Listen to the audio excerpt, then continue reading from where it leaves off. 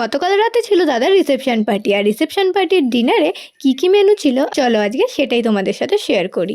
তো সবার প্রথমে তো গিয়ে মেনু কার্ডটা দেখে নিলাম, দেন দিয়ে দিল প্লেটের ওপর কলা পাতা, তারপর দিয়ে দিল জলের বোতল, আর তারপর দিয়ে দিল টিস্যু, আর তারপর শুরু হয়ে গেল কিন্তু খাবার দাবারের পালা। প্রথমেই দিয়ে দিল কড়াইশুঁটির কচুরি চানা মশলা।